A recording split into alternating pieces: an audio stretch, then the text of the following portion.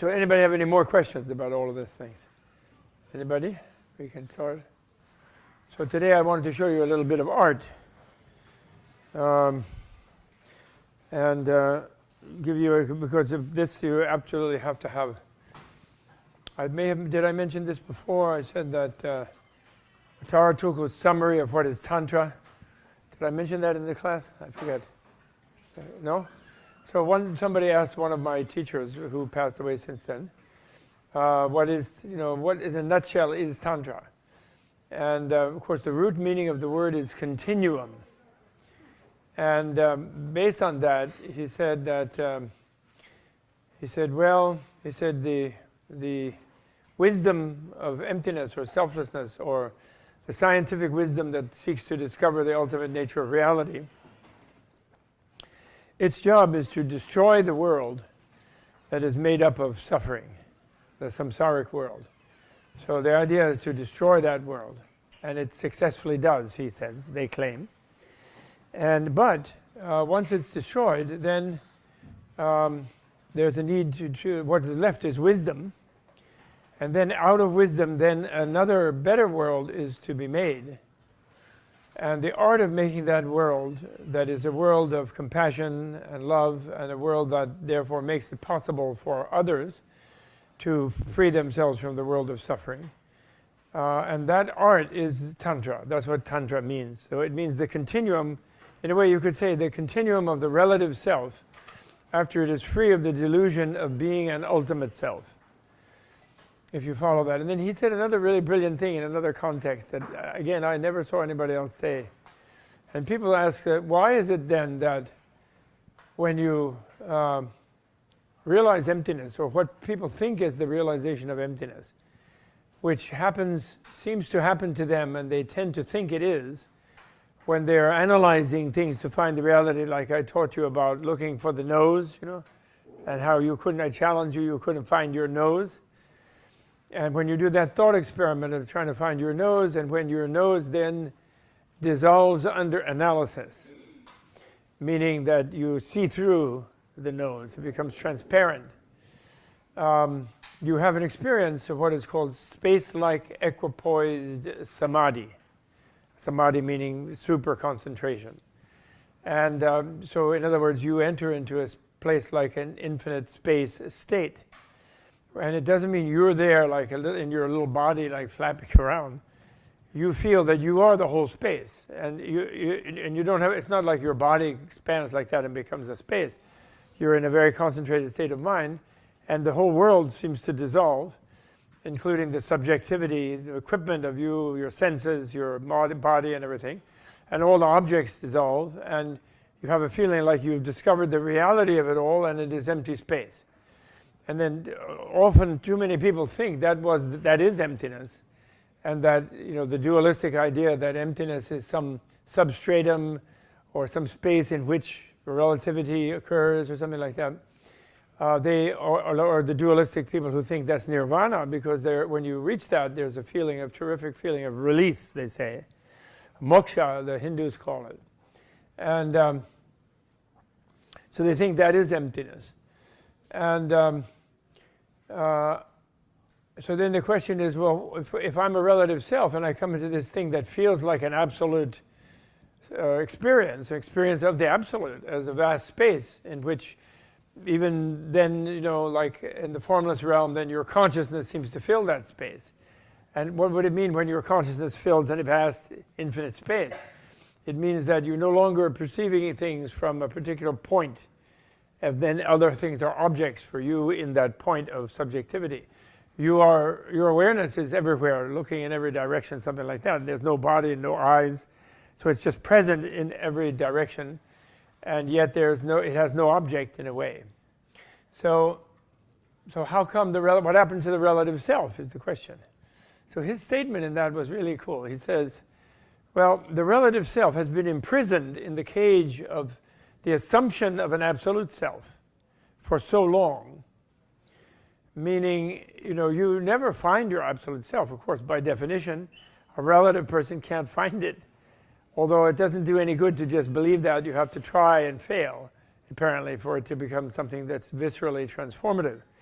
But anyway, that is apparently the experience. But so it isn't that one is in a cage of an absolute self, because there is no such thing, but one feels one is. It's like you feel that the absolute self is just around the corner. It's like what you really are, and of course you don't experience that, what you really are, so then you go and sign up on a weekend somewhere and go and say, find your true self.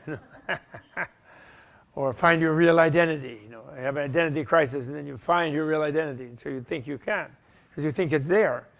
So because this cage of this assumed absolute self is there, when you seek the ultimate nature of the self, and you don't find anything, and you go into the space-like equipoise samadhi, then that assumed absolute self seems to take the relative self with it. And so the relative self has a feeling of disappearing into an infinite space or something like that. That's the space-like equipoised samadhi. And if one is not prepared that anything you experience, even if it seems to be the absolute to you, is a relative experience because you experienced it. And because you didn't experience it at a time before, and then you do experience it. So then that means it had a boundary, a temporal and spatial boundary, and then you experience it. So it's a relative thing, even though it seems like what you thought the absolute was. And after all, the naive person thinks that the floor is absolutely the floor. And therefore, atomic theories were like, people freaked out about atomic theories. And people today are freaking out about the fact that the quantum people, the physicists, haven't found any analysis-resistant object.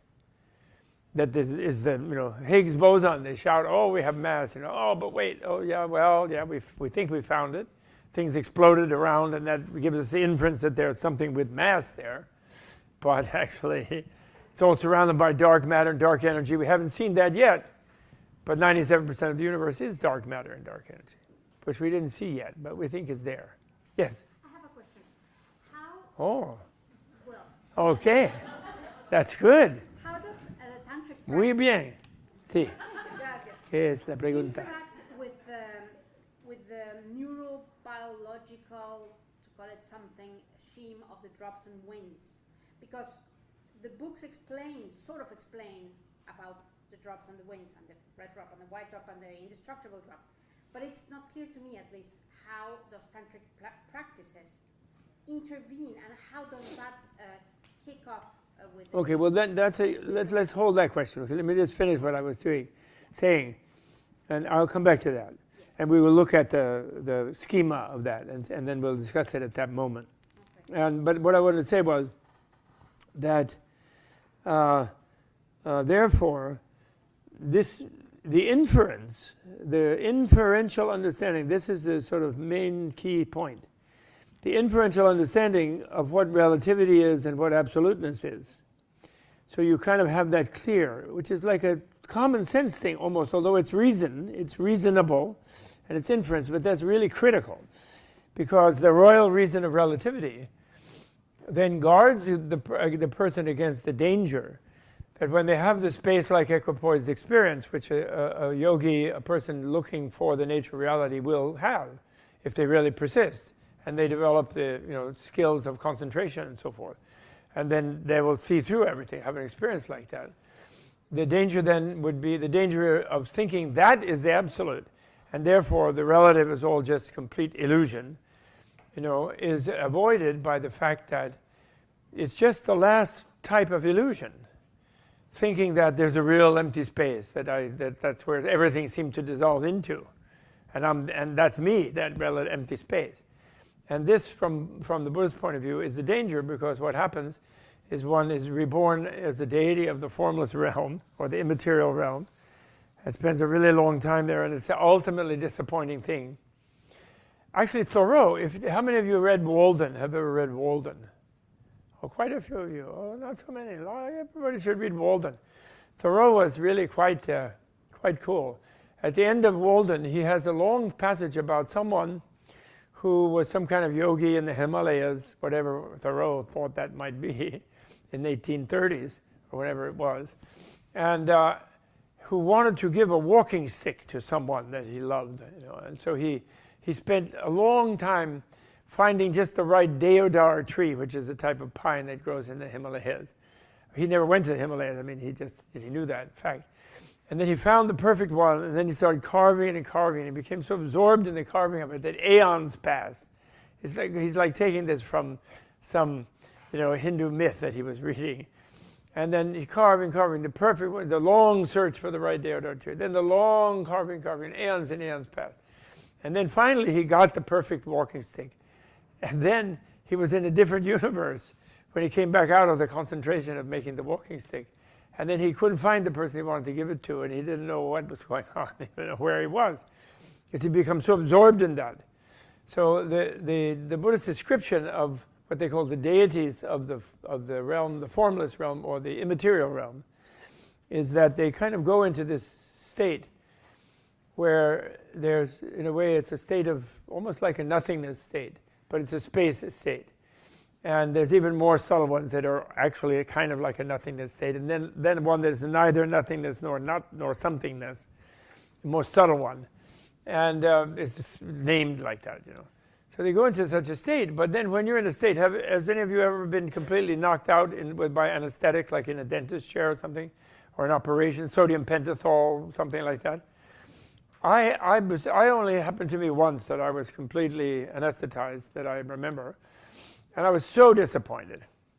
It was a terrible disappointment. There you're lying in this chair, I know they've been doing this, and they're about to do some horrible thing like pull a tooth or drill you or do something. And of course you're busy and worrying your way through life, and anxiously worrying when you're awake through life. You know how it is. You all know that. Stress and whatever. And you're thinking, I'm going to be unconscious, really deeply unconscious. What a wonderful thing. What a way to relax, And you're feeling like that. And then there's no sense of the passage of time. And then some nurse is saying, okay, get up. We need this chair, somebody else. It's an hour later or what, half an hour later, who knows, who remembers. And, it's like the blood up there, and they're like wiping off the blood. But I guess it was an extraction. And then you have to go sit somewhere, And then, then it starts to ache your jaw, and then they give you like painkillers to take. But what's disappointing is there's no sense of being out, because there's no sense of time when there's no embodiment, no awareness of a heartbeat. You're just in a kind of trance. And that, one of you, I don't know which one, when debating the thing about former and future life, tried to say that, well, there is an experience of being unconscious. But we went back and forth. I don't know if they're satisfied with my counter argument that I responded to them. I don't know if you other people saw it.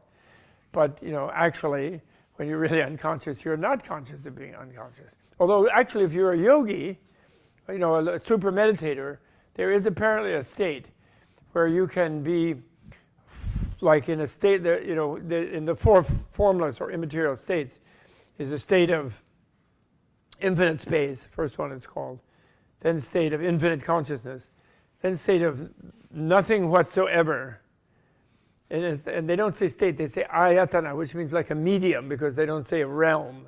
Because in a way, it's not, when it's infinite space, it's not really a realm. It starts like seeming a realm. But then infinite consciousness is not a realm. So they call it a medium. And then of nothing whatsoever. And then beyond that is a state of neither conscious or unconscious.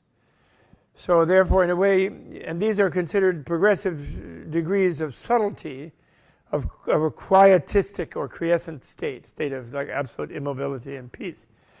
And then they say that there are beings in those states who think they've reached nirvana, and they're in for a rude awakening when the nurse tells them to get the hell out of the chair.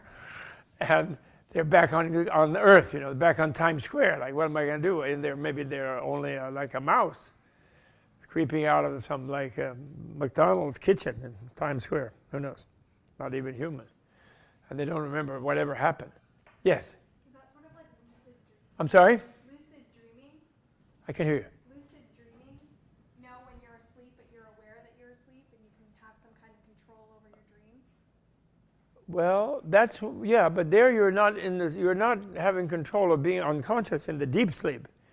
But when you rise into the dream state, then you can control the dream state. Because then again, what happens is you're used to being a boundaried being, a self in a body with senses, armed with senses, and trying to control an environment that is not you.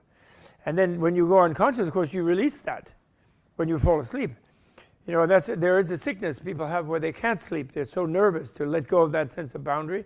I think you die in 27 days or 17 days, there's something like that.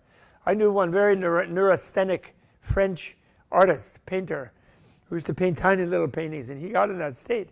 And they had like ambulances there, and they were pounding on him and like trying to knock him unconscious to get him to go to sleep because they were afraid he would die. He told me, I wasn't there when that happened. He just said that had happened to him. You know, it's actually dangerous to not sleep. And so, but being completely unconscious, and you're not aware that you're unconscious. Isn't that the annoying thing? You fall asleep, you're really tired. You do have a job in the morning, you have to get up for a class. And then the alarm is ringing, and there's no sense of the time. It's like you just fell asleep, and then you're up again. It's really annoying. Of course, you were lying there 8 hours, or 6 hours, or 10 hours, whatever it was. But you don't have that sense of time, because being unconscious means you're not conscious of being unconscious, unless you're specially trained. There's some special way, maybe you can. Supposedly, there's a state like that, the fourth formless realm. Neither conscious nor unconscious. And the word they use for conscious is samnya, which means conceptually conscious.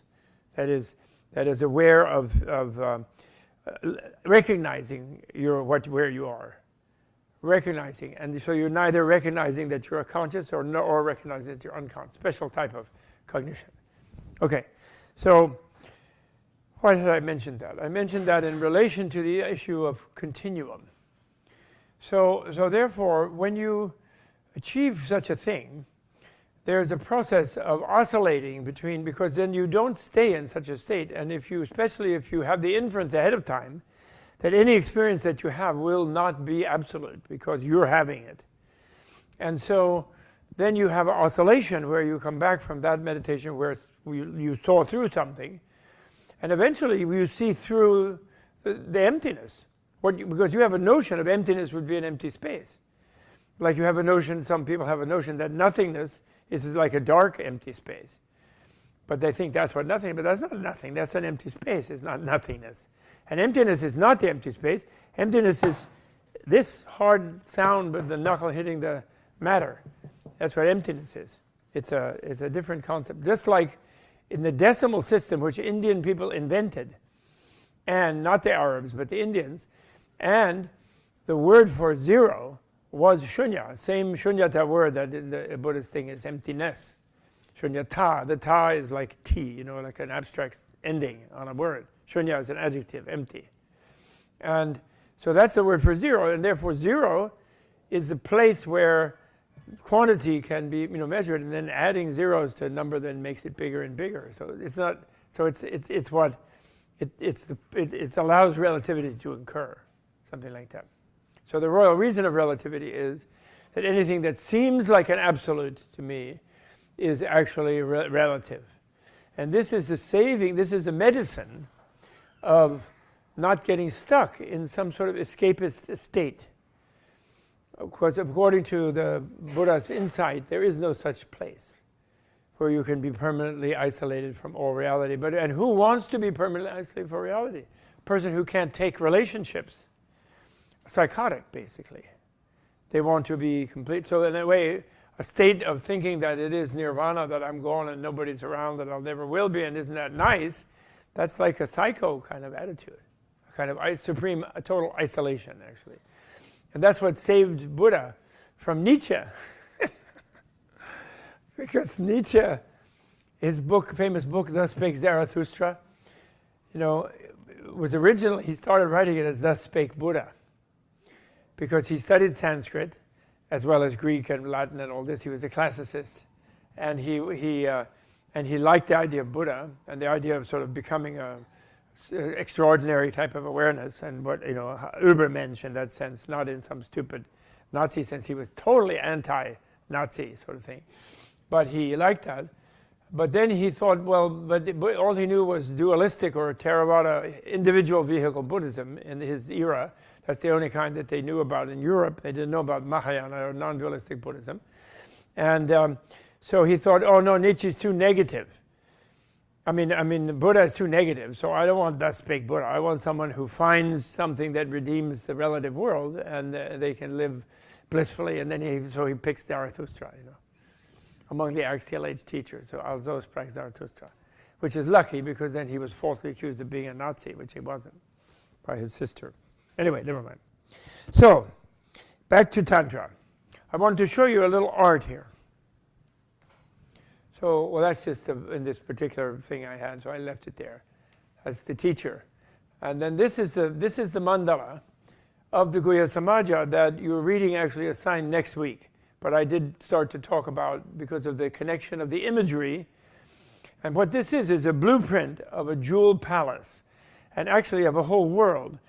And this boundary is the boundary of this universe. And these flames are what they call Vajra, thunderbolt, supernova flames, they call them. World end flames, in the idea of like when the sun explodes and goes supernova, then when a star explodes, you have this level of intense flames. That's a symbol of. And then outside, these landscapes, there's 8 landscapes outside in the outer ring. And those are shmashanas. Charnel grounds, cemeteries basically. But they don't really bury people in India. They leave the bodies there and then animals to consume them and so forth and so on. Here you see like a headless corpse wandering there, and they have a specific, there's a tiger devouring a leg, in this charnel ground. And there are 8 charnel grounds, and that's like the samsara. It's because samsara is like constant death. People keep dying and being reborn, dying, being reborn. So they put it out like that. But inside this alternative universe is this jeweled palace where beings are completely mutually inter-empathetic, and therefore there is no suffering, etc., etc. The idea. It's an extraordinary Buddha-verse type thing, Buddha land. Or it's, you could say, the kernel of a Buddha land. They don't bother with like cities and towns and continents and planets. But it is an alternative universe, the way that is visualized and so forth. And so in the creation stage of Tantra, what those yogis who live in these, when they're living in India or someplace, or Tibet, they tend to live in charnel grounds or weird places, by the side of a river where the fishermen gut their fishes, like the Luyapa, who has to sit and eat fish guts for 12 years to get rid of his pride of a Brahmin. Because some lady, some courtesan, some madam told him he was still arrogant, so he wasn't enlightened yet, and he had to listen to that. It's one of the stories, of Luyapa. And so these are the doors. These are the doors. This here that lies flat like that is actually the doorway, the archway, portico, of where you enter the door. These are the 4 doors. And this is the wall, 5 jewel layered wall of the building, which goes like that. That's the portico, and the door is there. You go inside. And then inside there are 32, in this case, there are 32 symbols. And the symbols represent 32 deities. And these are made with colored particles. And particles of pure pigment, with very, very fine powder, like a talcum powder. And people say sand mandala, but it's not really as coarse as a grain of sand. It's more like a talcum powder. That is it's more or less completely powdered pigment, you could say. That's why the colors are very vivid. And this is the eastern gate. This is the Guhya Samaja esoteric community mandala.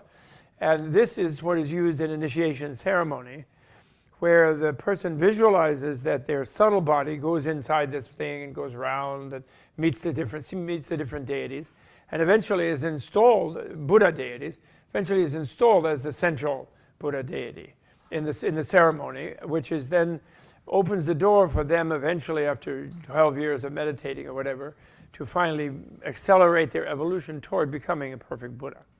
Is the idea, So anyway, that's what it is. And it's quite a lovely thing. Tibetan exiles have gone around the world making these in libraries and as a demonstration, not in a ceremony. And people have been very popular, and lots of museums have had them shown and different things in art exhibits and things, because it's quite a vivid, extraordinary thing. And then this is another kind of mandala, and this is a symbol of the planet, you could say, or the universe. They're not really making a difference in ancient time. And This one is filled with jewels, and then it's offered to all Buddhas and Bodhisattvas, like in that Shantideva thing, all the offerings. This is a symbol of giving away the world to enlightened beings. Like here, you worry about it. You're supposedly able to like make it into a Buddhaverse, so you worry about it. It's a giving away thing.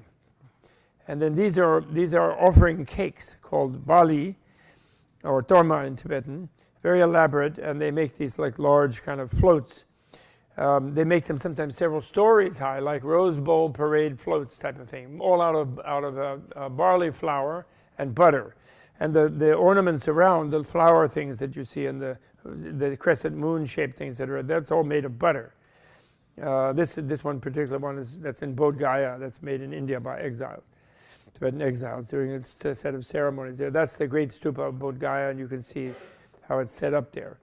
And this one is to one fierce type of deity, and it's a house like that made out of barley flour mixed with butter and sugar and molasses and things, and it's offered. It's like an offering cake kind of thing. They get very creative about that, and the Buddhists did that because, in the shamanistic subcultures of India and Tibet and everywhere, people tended to offer animals in sacrifice.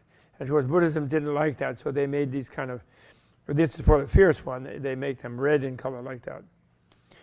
And then here's a whole larger display around the initiatory mandalas inside there, inside here. The initiatory one is in there. It is, you see, in this little house. And these are all kind of like arrangements around it, which are considered to be auspicious. And there's another one where you're seeing more of the house. And then now you can see the mandala through the house. And now we're looking from the northern door, the green colored one. The white is the east. And the front door is always the white. But there are 4 doors you can enter in 4 ways. And the yellow one is the southern, and the red one is the west. And each one of those is a different Buddha and Buddha family and so on. And then this is the central deity of the Guhya Samaja, which is 2 people actually, but two people as one person, male and female, in a seated union. And each have 6 arms, 3 arms on each side, and 3 faces, and but only 2 legs, and which is just one form. It's called the esoteric community deity, Guhya Samaja. And then there are the 3 faces symbolize the 3 subtle levels of the subtle mind. You were asking a question about that, and we're going to get back to it in a schematic way. But that's what the 3 faces symbolize. So what that symbolizes is that when one becomes more developed about one's unconscious, one becomes able to be conscious in states where we normally are unconscious. And so here you have faces which represent your subtle mind, and they also represent those 3 stages of the subtle mind: the moonlit stage, the sunlit stage, and the darklit stage, which is this dark blue back thing of the front face. And then those also symbolize the right channel, left channel, and central channel of the central nervous system. Which channels of the nervous system is not hardware or wetware. In other words, you do find books. If you go to India and some yogi bookstore, you'll find a book of some doctor who's dissecting a dog looking for chakras. Where's the chakra? This thing of these nerve complexes. But that's misguided, because it's not wetware. It's software. It's programming of the patterning of the central nervous system, the whole system of chakras and central channels and things like that. It isn't actually wetware. For example, the central channel and the right and left channel are in front of the spine, inside the skull, starting from here and going up, down. I'll show you pictures, and in front of the spine, and not like they aren't in the center of the spine, where the nerve cord that's in the center of the spine. They're not that one. They're in front of it. So they're programming rather than a sort of bunch of actually hardware. Oh, that's a famous Buddha in Lhasa, reconstructed after being destroyed in 59, but then it was eventually reconstructed nowadays. Considered to be an actual picture of Buddha, a sculpture of Buddha by the Tibetans, but not likely by the art historians. This is a female yogini, one of the 84 Mahasiddhas, we're not sure which one. And sitting there, she has all her possessions are in that round bag there. and she's doing some yogic pose of some sort. Not sure quite what one. She holds a left hand holds a skull bowl, which supposedly has the blood of demons in it, turned into nectar, and the right hand is just given. That's a gift-giving gesture, but usually there's a kind of flaying knife that these female deities hold, which is a sort of looks like a chopper knife with a vajra handle and then a hook on the end, used for skinning an animal. And then she uses that to chop up the demon brains in the bowl and create nectar out of it. Never mind, it's a symbol of transmuting things. So then this is a diagram of the central channel with the different chakras. You see there's a brain chakra, throat chakra, heart chakra, and then navel, and then genital chakra, or what they call secret chakra, and or private chakra. And then the central channel is that blue column going from top to bottom. It sort of hooks over both at the top and at the bottom. And it hooks over and hooks under like that. And then the right and left channels are looped out like that, but usually they're presented as going right straight down next to the central channel. And what is not shown here is that there's a thought that at each chakra or nerve ganglion or central thing in the throat, the brain, the heart, the navel, the genital, the central channel is tied off by the right and left channels tying it out around it. So in the normal person, except at death, the central channel is not open to energy flow. It's shut down. And all the energies go in the right and left channels, the red and white channels. And actually they have a notion of birth, that at the center of the heart chakra, the consciousness of the super subtle consciousness of the previous life of the person enters between red and white seeds of the parents, red from the mother, white from the father, in sort of a single cell or something, a combination cell, molecule, whatever, like that DNA thing. And then the blue thing is the consciousness of the being. And then they're kind of locked up there by this thing being by a sextuple knot, a sixfold knot, which the two triangles intersecting symbol is considered to be a symbol of, like Star of David, Seal of Solomon, and the Shiva Shakti thing in India, which are these two interlocking triangles. And that represents the sixfold knot at the heart center. And that consciousness is then trapped in the body. And then the way the fetus elaborates itself is the central channel starts to elongate, and then eventually the head emerges, and then the limbs, and then the body develops out of that. But the first sort of cell of the embodied being, in the humanoid form anyway, and even in other kinds of animals, but more elaborate in the humanoid form, is that center of the heart chakra. And then death is defined as when that knot unravels violently in a normal death. I mean, in a sort of whoosh, it unravels. And then that central, super subtle continuum of consciousness, which at a subatomic level is not a stable thing. It's not a fixed, like a barcode, or a fixed little homunculus you. But it's a life process. It's a pattern thing at a super micro level. But then it splits from the central nervous system, and that's how death is defined as that. So death is defined as a departure of that central thing from the heart chakra. I mean, I'm just telling you that. I'm not saying that's so. I don't even know, but who knows? But that's their story, let's say. That's what they claim to have discovered. Okay? And the way they claim to have discovered it, someone asked, well, another one of your good questions was, how come this is called science? What does that mean? Why should people believe this? Blah, blah, blah. Well, the reason it's called science in ancient India, Adhyatma, inner science, is that what they believe that the instrument, the microscope, you could say, the electron microscope of the yogi is the super stabilized awareness of a neural mechanism, which is the human being, which actually operates at a electron micro level.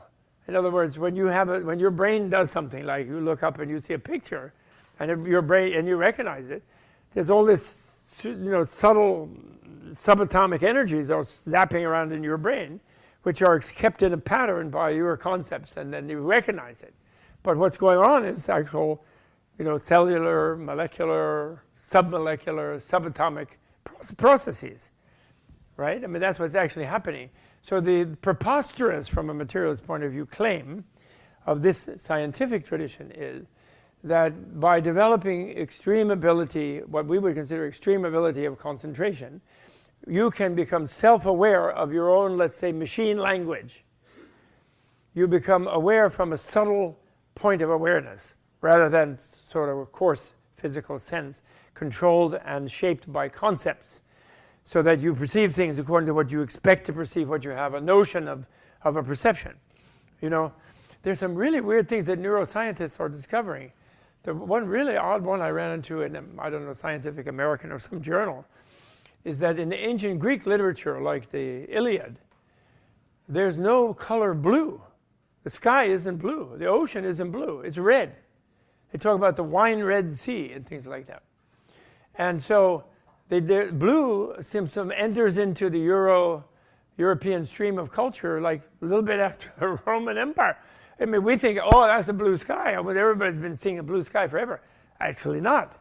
Not just people who are colorblind, but people who don't have a certain expectation of finding blue, a sort of brain design that interprets the light that comes from the sky or the ocean or from a painted wall as blue, that wasn't being discerned in that culture. They say. I mean, I was a little dubious, and I look back in Sanskrit, and what happened there is that dark green and dark blue and even black are kind of mixed up together, so that the word shyama can either mean black or dark green or even dark blue, and in Sanskrit.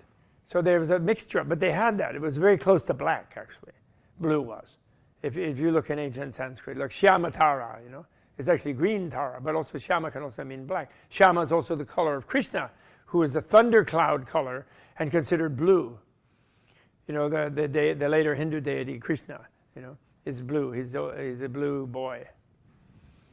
I almost fainted when I was finally in the delivery room and my third child, our third child. When he came out, he was all blue. I didn't know that. So as I was fainting, which the room started spinning, and I was like melting like that, and some clever nurse, well, that's what fathers do, you know, thumped the chair like this, wham, I hit the chair. But as I was going down, I was thinking, well, what will we tell the neighbors? Well, we'll say it's baby Krishna, never mind. I resorted to Hinduism as I was collapsing. And anyway, that's a joke. Anyway, the thundercloud is a wonderful symbol in India, a monsoon culture-oriented culture, where the dark thundercloud brings the rain, you know, from the dried out springtime, early springtime. And so then the deity Krishna, who's like God to people who are devoted to that, then they associate his body color as that, because that's considered an auspicious color. But it's sort of blackish blue. It's very, very dark. So that's a weird thing that neuroscientists are coming up with, that kind of thing, and then looking in literature, and they're finding things like that, which I think is which is all revelatory to us. Apparently, you can go to the psych department, any of you who are wondering about what I'm talking about, and there's a kind of lens that they can put on you like a pair of glasses. And when you first put it on, you see the room upside down. And I've heard that, I just didn't go myself yet, but I've been meaning to for 30 years, but I didn't get there yet. But too busy. But apparently the rooms, like this room would look upside down. And your brain will flip it over in less than a minute. Which is then, so you realize how constructed what you think of as what's out there, you know. You're constructing it all the time. That's why you're tired after 12 hours and you want to sleep. It's terrible to be building the world all the time. Okay? But anyway, their preposterous claim, therefore, is that the yogini, who develops extreme self-awareness and self-concentration, goes back to where they are perceiving, not just from the ordinary senses and through ordinary concepts, but can perceive super subtle level processes in their own being. And therefore they get down to where, you know, Buddha, the yogi, says that there are no indivisible particles. The Buddhist yogi said, there's no indivisible particle, there's no atom, true atom, because and then they said, well, how can you say that? What do you mean, that everything dissolves under analysis? And they say, well, what's your evidence? And they say, well, because I saw it dissolve, they say. And I saw it with the atoms of my whatever inner instruments, and I saw that they all dissolved into space. They dissolved under analysis. You keep taking them apart, they're gone. And then that is not that I didn't feel that was destructive. The reason that the Higgs boson thing is such a huge deal, and they build billions and billion-dollar electron accelerators and things, multi-billion-dollar ones, is that of course everybody's looking for the indivisible particle that will make them feel secure in the world. Because somehow people don't want to surf through life, right? They don't want to deal with the instability of even matter. They say, matter, it's really matter. It matters to me. I got it to matter, you know. That's what they want. It's childish, actually, but it's human. That's the way it is, okay? And always people who pretend to tell them that they know what it is, they always tell them they know about the origin of everything. Big Bang. Oh, yeah, we got that. Now we got it under control. Big Bang. We're the authority. Okay, this is another kind of chakra. These are from Tibetan medicine, which have to do with, like acupuncture type thing, the meridians, the energy flow, even in the ordinary unenlightened body. But they're the same as the yogic chakras, so I wanted to show that. And this is a subjective thing of someone meditating. They're not showing the full length of the chakra. It's a modern artist's representation. But this is how the central thing goes when one reprograms, software-wise, the central nervous system around such an axis. And, she's meditating that, but she's not completing it down at the bottom, but because they didn't want to show that, they're just showing the upper part, which they often just do. And then this comes to the schema, and this was about your question, right? Right? You're asking about this. So then now we'll discuss this on this basis. Now I'm going to answer your question. So then the tantric science is this, they then reanalyze the human body-mind complex. And they have this coarse body-mind. And here the coarse body is the flesh and blood body. Or sometimes they say the sixth sense body. Because in a way, the body is just one big bunch of sense organs, is what they want to say. Like the skin is the tactile sense organ. And then the rest of them are concentrated in the face, right? The nostrils, the eyes, the ears, and the nose, right? So the five sense objects. And so sometimes they call it flesh and blood and bone. Sometimes they call it the six senses. That's the coarse body. And then the sense cognitions or sense consciousnesses, the six sense consciousnesses, because they have one called the mental sense consciousness, which is sort of internal and which goes around. It's how they explain the fact that sometimes when you're really absorbed in listening to a symphony or something, you won't see something in front of you. Someone will come and try to distract you. It's dinner time, and you're listening to your rock and roll and you don't see them for a minute because you don't pay attention to your visual field. Or sometimes you're very absorbed in watching something, you don't hear something, because that means that there's a mental sense that aligns itself with the different sense consciousnesses or can reproduce, while even awake, a memory of a sense experience, like how I saw the Empire State Building 3 hours ago when I was midtown or whatever, and you have an inner vision of that. So the mental sense is very powerful and creates this inner world, and that's the one that rises after death, rises in the dream state after sleep. The mental sense consciousness. So it's the sixth sense consciousness. Okay. Then the subtle body mind is where the human being is actually self-aware as a central nervous system, not only central and peripheral nervous system. They have a symbolic number, 72,000 nerve channels that all branch out of the 5 or 6 chakras. And it's not one system. There are some with 7 chakras, 5 chakras, 4 chakras. It's because it's software. It's for specific internal experiences that they program the central nervous system like that. But the neural channels, energies, which they call wind, but that just means, wind only means motion, which actually I think is what energy means, movement.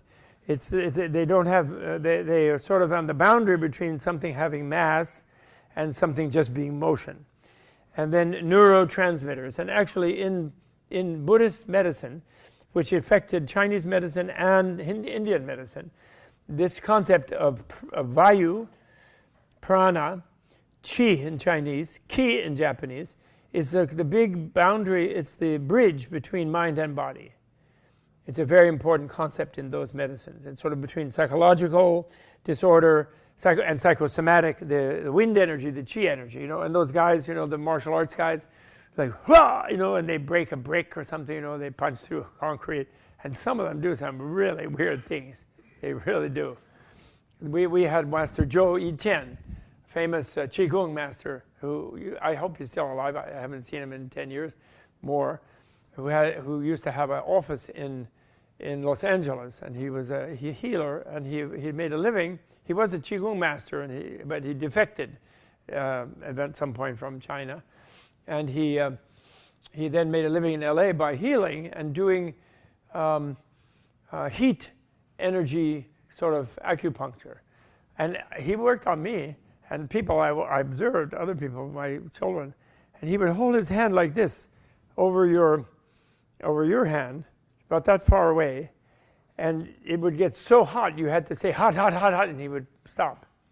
So he would apply heat very precisely like this. That should be impossible. Absolutely. If you go like that, and there's no fakery, couldn't possibly be any fakery. He would go like this. And then when he was doing my daughter, she was just experimenting. She wasn't feeling ill or anything. He was doing her, and then there was a lot of people from his office because, you know, she had a little bit of a celebrity at the time.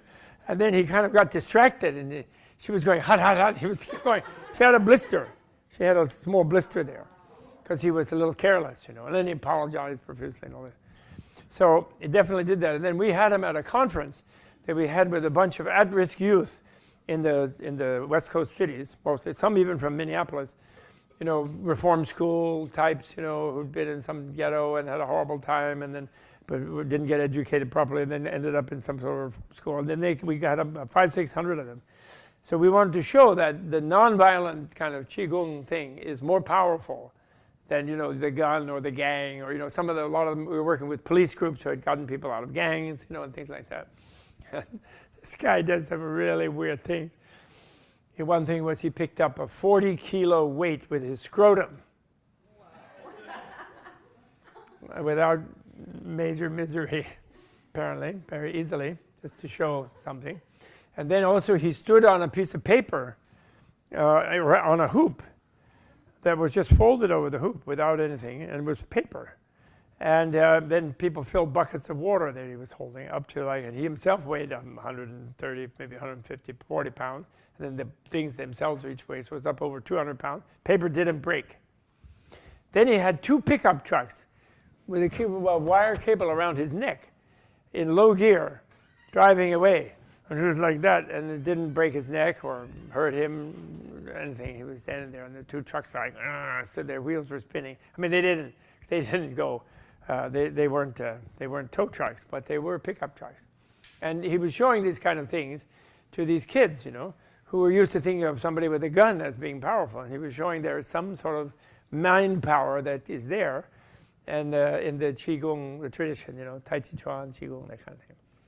Anyway, that's a wind. That's control of Qi, is what that is. What they call control of Qi, of these energies.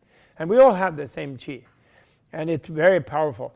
In some of the paintings of the people who have certain types of disorders, especially Qi disorders, they have people, all the skeleton is all bent over or chicken-breasted, and all the spine gets bent like this and that, just from this Qi. So it moves bones, actually, in bad ways, actually, when it's not harmonized.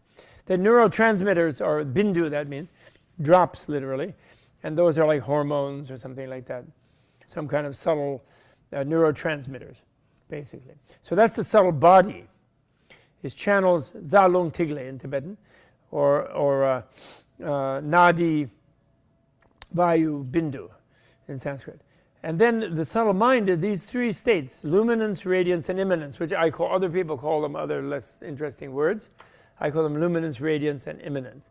And if you became self-aware in the way that they train themselves to become, apparently, as you fall asleep, when you lose consciousness in sleep, you could become aware of a threshold where, as you're letting go of occupying, in a way, your sense organs, which you have to do when you fall asleep, right? You do let go of any visual field, audio field. If you're in a noisy room with some roommates, you have to put maybe earplugs and a blindfold. But anyway, you let go of that, and then you, even skin, of course, you're on a soft sheet and a nice pillow and you're tired, but you let go of a sense of boundariness between yourself and your environment, which is a little, and you think you're safe in a room and you're going to wake up, so you don't mind it. But you do that, and that process of letting go, they describe that as you withdraw, these energies withdraw into the central nervous system. And like, for example, in a dream state, they focus on the throat chakra. In a deep sleep state, they focus on the heart chakra and the genital chakra. In the waking state, they focus on the crown chakra or and the navel chakra. They have like things that they say, I don't know why. They claim to have reported that from becoming self-aware of the inner processes, actually. But basically, when you go out of the coarse body and you let go of that, then before you go completely unconscious, that's in the immanent state. The immanent state, the state of what you feel is unconscious, is where you're about to reach into clear light of the void.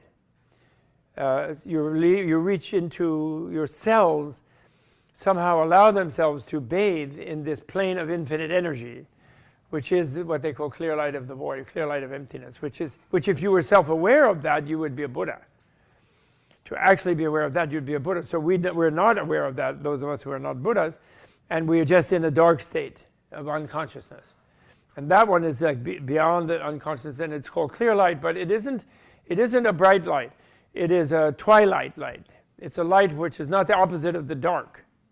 So there's no light-dark duality in this supposed clear light. It's indescribable or something, they say. But it's actually it's reality. And actually, we always teach. We have a spa that we have. Our Tibet house does, and we have a sleep yoga. And the sleep yoga is mentally tell yourself, when I sleep, I'm not lying in the dark state of nothingness, even though I go unconscious in the darkness. But my body is not lying in dark nothingness. When my mind gets out of the way, my body is immersed in a bath of the infinite energy of the void, of this twilight transparency, like diamond glass-like place, where every cell that needs energy and replenishment can draw endlessly without depleting this infinite source of energy. And people wake up pretty cheery when they do that. And the argument is, if you're lying in nothingness, why do you feel better when you wake up? Where do you get restored? What restores you? The dark nothingness is going to give you energy. It's like you're at a pump that's not working. You can't be refueled from that. How come you feel refueled in the morning? And that's the argument. But people can't just see it like that. You have to be Buddha to fight this, to be conscious about that. You have to be Buddha. But anyway, these three states, and the luminance one is where you go into the empty space that you reach as you release the 5 sense organs, becomes filled with a white light like a moonlight. So you have a moonlit empty space with a white light, but a luminescent type of light, like a moonlight, or like a neon, white. And then it becomes radiance, where it gets more reddish orange. They say red, but actually sunlight is orange, isn't it? We depict it as orange, rather than a mixture of red and yellow. But they say red, which may be a neural thing, who knows. But anyway, the radiance one is where it's red, it's more energized, and actually bright. And then it goes into darkness to get away from the intensity of the brightness, actually. So then it's still in a sort of subtle dualistic level. And these are called the 3 intuitions. And then those 3 intuitions, okay, then the super subtle body-mind is this one. And actually at this level, and you materialists don't get triumphalist.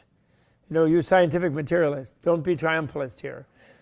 At this level, they talk about body-mind duality, but actually they acknowledge that there's no difference between matter and mind at this super subtle level. So that therefore, in Buddhist science, materialistic reductionism could have certain uses, and does, actually, in biology, herbal medicine, and things like that. And they like the progress made by the physicists, actually. And in Western science, it fits with Buddhist science, no problem. So materialistic reductionism is okay for certain applications.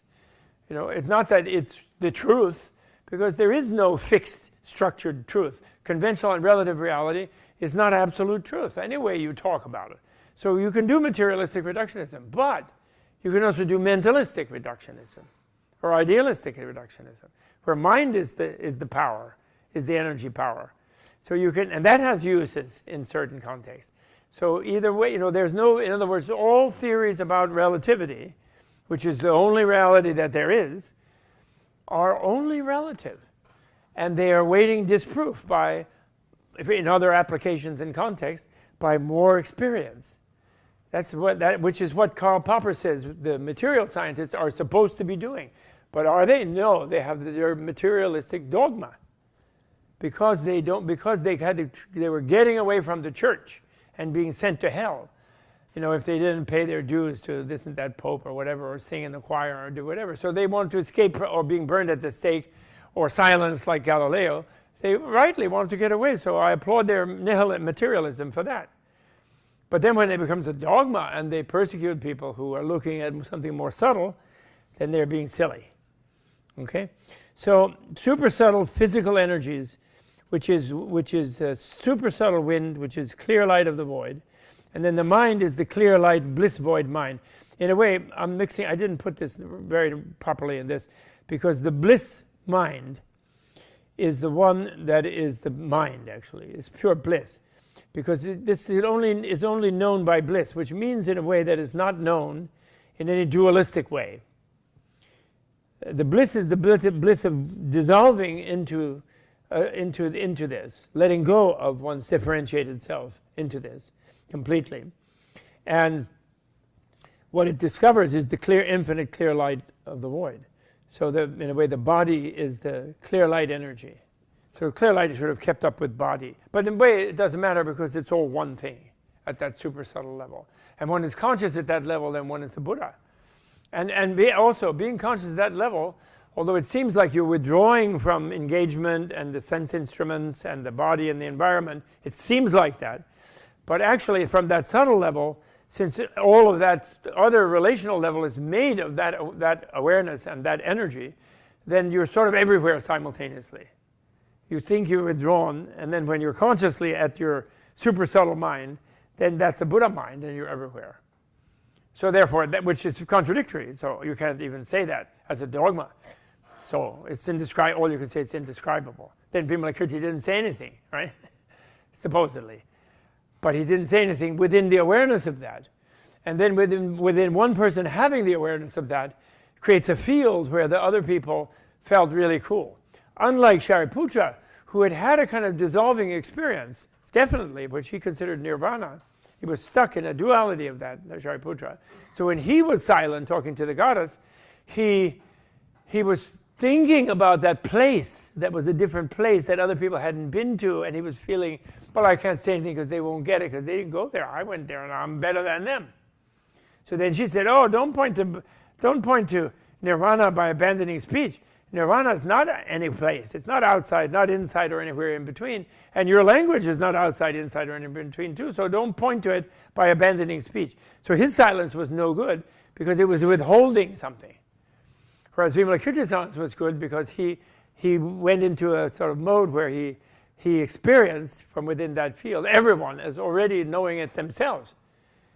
If you are one with the clear light of the void, why does someone need to tell you that? In other words. Never mind that, but not bad though. So okay, so then this is called the mind continuum, the Chitta Santana, or the indestructible drop, the Akshara Bindu, or even the Buddha nature, Buddha womb, the Tathagata Garbha. Right? So that's that schema. Now, I don't know if that's still coming to your question. But now this is interesting. The unenlightened person who has not yet got to that clear light awareness, that level of subtlety, when they are in the luminous radiance and immanence of the subtle mind, when they've withdrawn from their sense organs, from the 72,000 peripheral nervous system into the central nervous system of the 3 channels, but they're not even really in the central channel, they're mainly in the right and left channel, then these 3 lights, the moonlit, sunlit, darklit, the dark light, the sunlight, the moonlight, they are roiled by these instinctual patterns. And the instinctual patterns are like And actually, I made a mistake here. I can't write on it when it's in that mode. Really, the emphasis in the first one is almost more aggression. I should have put lust emphasis in the second one and aggression emphasis in the first one. You know, desire and hate, right? The two main secondary but main addictions, based on the ignorance addiction, which is the root one, right? So I put lust there and aggression there, which was sloppy of me. It's actually the opposite. There's some lust-oriented things in the 33 instinctual patterns, and it's a weird list, the 80 list of 80. It's kind of weird because it has things like biting, sucking, kissing, scratching, you know, recoiling, shrinking. And then it has mental things like hating, loving, envying, whatever, you know. So it has a mixture of mental and sort of physical. So they're kind of like seed patterns, like surges, I think, where the moonlit space is roiled by. You don't notice the moonlit space because you're identifying, that enlightened person is identifying with a feeling of hostility about something. But it's the one it's disconnected from some object to be hostile toward.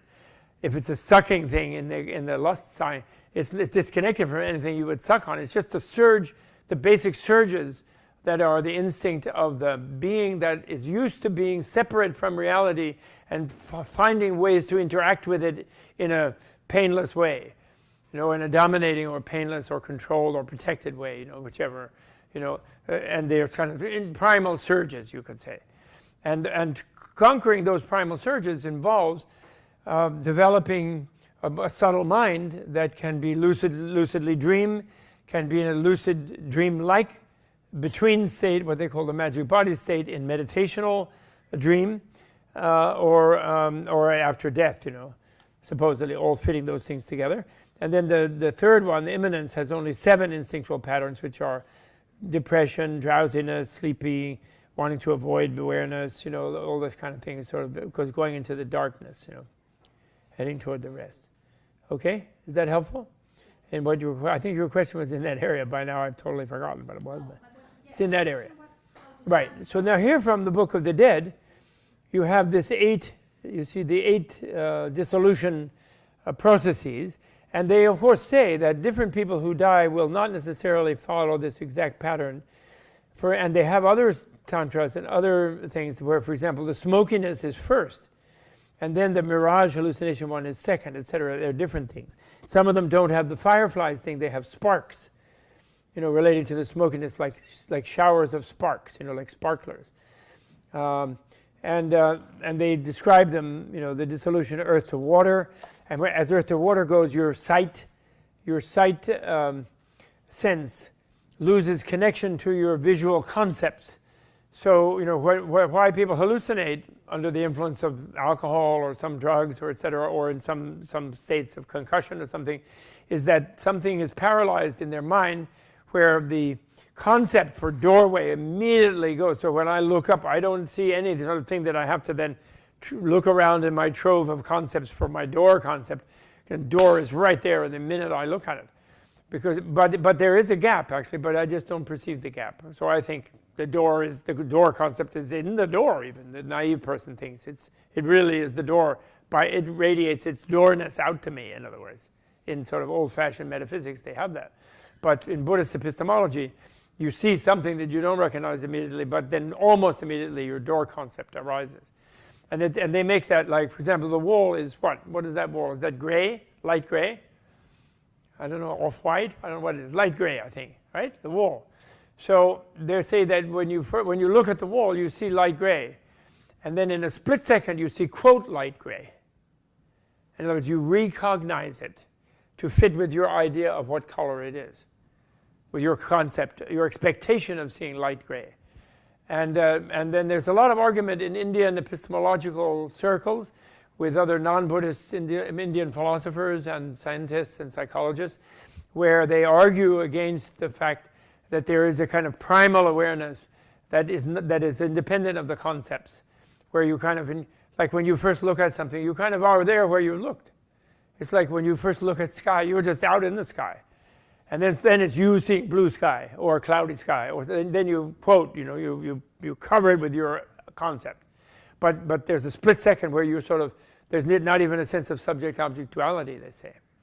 But we live in that state, because our concepts are instantly covering things so we can feel in control and we know where we are and who we are and what we are, etc.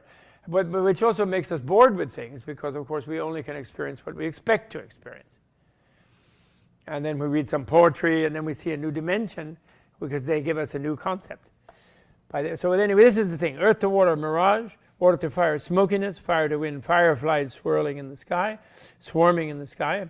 Maybe it would be better. Wind to consciousness space, a still candle flame. And that's when we leave inhabiting, in a way, our coarse embodiment. And then we enter our coarse mind, which is going around organizing our coarse sense impressions. And then we come down into this state where we're in the unconscious, in a way. It's our subtle conscious, but it's also unconscious. And our mind is moonlit sky, sunlit sky, pitch darkness. But then those have 33, 40, and 7 different surges in them that don't make them into pure open sky for us normally, but we're sort of in a restless kind of feeling. And because we're kind of down in the unconscious, and if we're not trained, if we haven't confronted it, then it disturbs us. And then finally, the Buddha experience, where we reach transparency or clear light, and etc.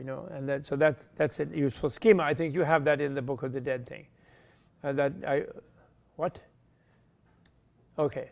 Then this one, it connects those different those different dissolutions to the different senses and the different aggregates, matter, and it relates to the mirror wisdom. The eye sense goes, so that's why you hallucinate, because the eye sense is no longer well organized by the conceptual bank used by the eye consciousness, visual consciousness, and then sights are gone, and then the sound goes next, and then smell goes next, and then tactile and taste go together in the fourth one, and then you go to the subtle mind. So that unpacks the top part of those 8 stages as a schema.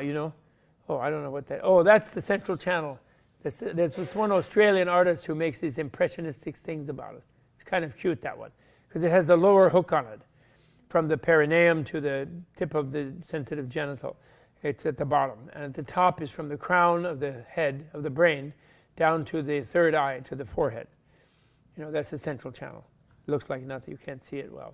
This is a Tibetan schema of that, and that blue thing on the left is the central channel. The right and left ones are wrapped around it in a knot. At the center, notice there's a triple wrapping of red and a triple white wrapping, and that's that 6-fold knot that holds the soul consciousness. You can use the word soul, definitely, meaning, if you mean by it, the subtle, super subtle continuum of energy. And then these are kind of anatomical descriptions of the different chakras. And the heart chakra is this one on the lower right corner, because there's only 8 petals in that chakra, which is, the chakra means wheel, and sometimes they call it lotuses, And the throat chakra has 16 petals, crown chakra 32 in this system. But there are other systems where there's different numbers of the different chakras, because that's, as I'm saying, it's software, not hardware. The navel chakra has 64. It's a lot of energy in the navel chakra. It's very important to our waking, and actually it's very key in martial arts. The expert martial artists who really can manage the chi, their consciousness operates they center themselves, not so much they're a little bit in the forehead and in the eyes, and they're not present in their sense organs in their head, but their main movement, the body movements, like the punches, the kicks, the evasion things, are channeled straight out of the navel chakra. So the hara, what they call it, it's not exactly where the belly button is. It's 4 finger widths below the belly button at this place. And also that's where there's this huge heat can be generated, where those yogis who melt icebergs. There was one Danish guy, I didn't meet him and I didn't see him, but down at the Rubin Museum, there was a Danish, I think he was Danish, who had a particular thing. He wasn't necessarily a wild yogi of anybody, he was a little bit of a yogi, because he could be dunked into a large tub filled with ice water, and stay there for hours and melt all the ice. And he did it in the street in front of the Rubin Museum. And he sent an email like, please come, I want to meet you. And he knew about me or something. But for some reason I was out of town or I couldn't go. But my son went over there. He said he really did it. The water was like steaming after a while. He stayed in there. Normally you'd faint, pass out, turn blue, you know. And so he could do that inner heat thing. But I think he didn't put it together with an overall Dharma thing necessarily. I guess that's why he wanted to talk to me. Maybe he thought I could help him, which I probably couldn't have. But anyway, then these are some of these seed syllables, and this Australian guy makes these great impressionistic things that I think are kind of fun. That's inside the central channel, those discs and those letters, upside down letters on the disc. And that's the navel chakra where that little flame is there, which that little flame is the most simplified version of the syllable You know, the syllable is the primal creation symbol. That's the Big Bang. It isn't a bang, it's a Even in Vedic, even in Hindu, Vedic Sanskrit things. And that is the shortest Prajnaparamita Sutra. Did I tell you that? I did. I mentioned it. Oh, good. Yeah. So that's down there, that little flame thing is and it looks like a flame, but it's actually And this is that's the navel chakra, from a subjective kind of point of view, from being within it, the mind being boiled. That he thinks he's a very good artist. That's the heart knot of the triple knot. You see, in the center of the chakra, then is where the soul continuum energy is kept, super subtle one, supposedly. And then these are how you might feel if you were conscious in your own central channel. And that's another one at the base level, the right and left one, the way they feed into the central one.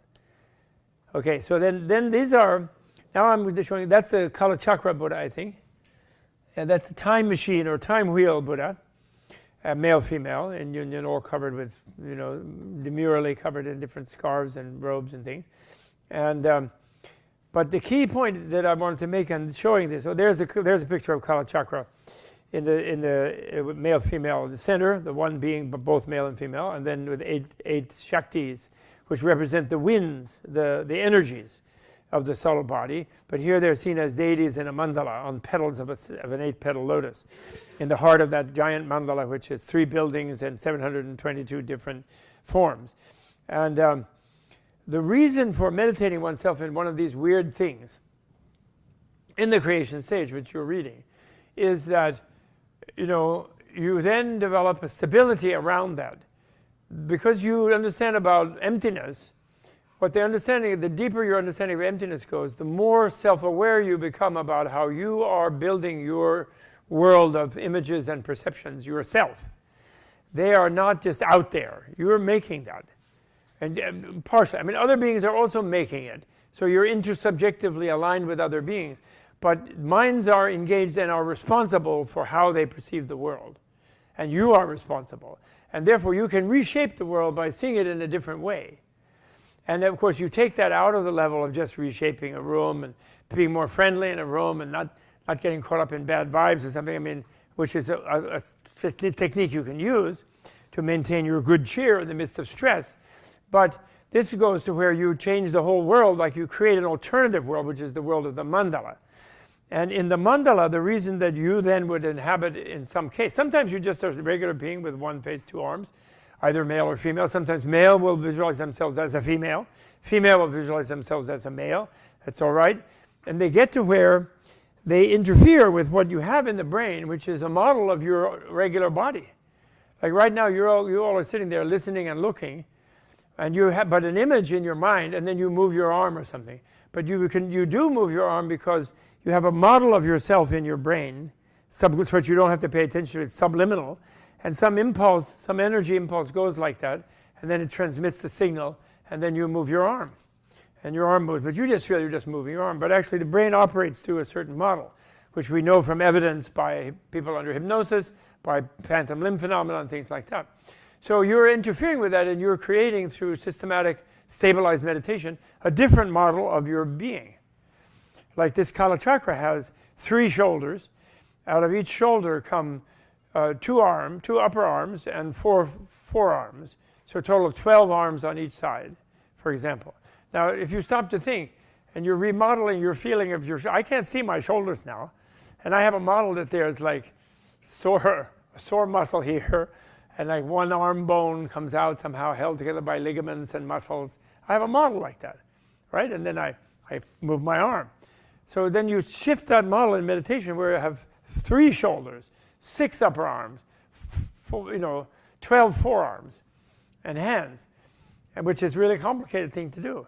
In the doing of that, you are changing the way your brain is structured, the software of the brain. And you're doing it because it's all emptiness, and you're more responsible and aware on a subtle level of your ability to structure your experience. And you are structuring it another way, which is then opening your inner sensibility and changing the way you're wired in a way. You're messing with your wiring, which is why it's illegal to do it. It's esoteric and illegal to try that sort of thing without having some depth of awareness of emptiness, of the infinite relativity, and hence the total mutability of everything, which far from being a nihilistic thing where you can just escape from it all into some empty space, means you are responsible for creating your contribution to the creation of the world that you live in. So you're trying to improve how your creative part fits in with it, if you follow me. It isn't that you can't totally change it by changing your mind, but interactive with others, you can make your contribution, or you can make your negative contribution as well. So that's what emptiness teaches us, is the importance of our tiniest action. Remember my Shantideva favorite thing? Someone asks you, where's the bathroom? Oh, it's over there. Point with your finger. Or, what's over there? That's a tiny little thing. But whole body language message is changed by doing that. That makes a difference, somehow, in your subliminal relation with other people. Okay, I think I'm running out of time. I have a lot more to do. That's Agriya Samaja again. I can show more of this next week. You're reading the signed was the sadhana, the evocation or visualization script, you could say, was there. And these are all the different deities of the Agriya Samaja Mandala. And you're all of them at once, and these are the fierce ones. But I'll show them. This I call, just to show a good look, this is Ms. Buddha. This is the Vajra Yogini, she's called. And I call her Ms., MS, Ms. Buddha. Doesn't need a male part. What? Vajra Yogini. Yeah. Or sometimes it's called, this particular form of the Vajra Yogini is sometimes called the Naro Dakini. Because Naropa, this is a vision of Naropa, of the female, Prajna Paramita, the same as transcendent wisdom, but in a yogi form, tantric practitioner yogi form. Varahi is another form where Varahi would have a human face, but she has a sow's head coming out of her neck like that, often. Doesn't normally have a main face as a sow. But there are many different forms. There's endless different forms, actually. Like there's endless different people. Okay? So this is the province of the inner science. Yes, what? I'm sorry?